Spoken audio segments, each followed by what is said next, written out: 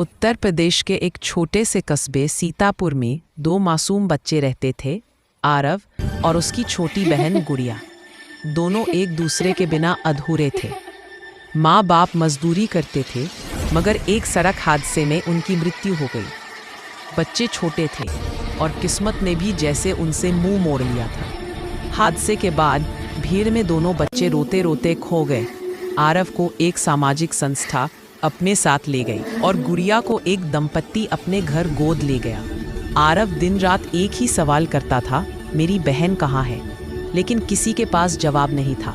दूसरी तरफ गुड़िया को बस इतना याद था कि उसके भाई की कलाई पर एक टूटी हुई राखी बंधी थी और वह हमेशा कहता था, मैं कभी तुम्हें छोड़कर नहीं जाऊंगा। 10 साल बीत गए। आरव अब 17 साल का हो चुका था और एक स्कूल में पढ़ता था।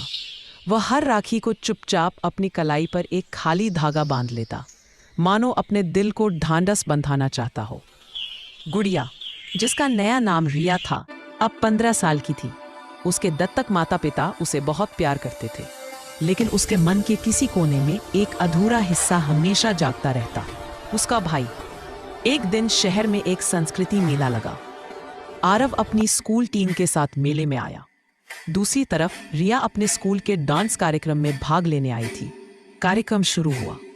रिया स्टेज पर आई और नृत्य के अंत में उसने वही पुरानी पंक्तियां बोली जो उसके भाई उसे सुलाने के लिए गाया करता था। सो जा मेरी गुड़िया रानी।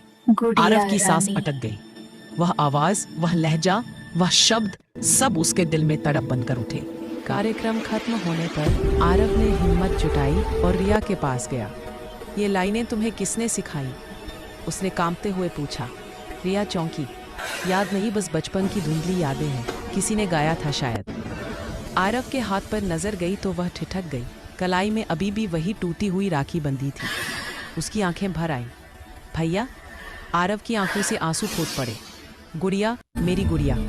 दोनों दौड़कर एक दूसरे से लुपट गए। मेले की भीड़ थम गई, पर दो धड़कनें फिर से मिल गई। सालों की जुदाई एक पल में बह गई। रिया के दत्तक माता पिता भी आ गए और जब उन्हें सच्चाई पता चली तो उन्होंने पूरे प्यार से कहा, बेटा, आज से तुम्हारे भाई का भी इस घर में पूरा हक है। उस दिन पहली बार दोनों भाई बहन ने साथ बैठकर खाना खाया। आसमान में हल्की बारिश शुरू हो गई, मानो खुद किस्मत भी उनके मिलन का आशीर्वाद दे रही हो।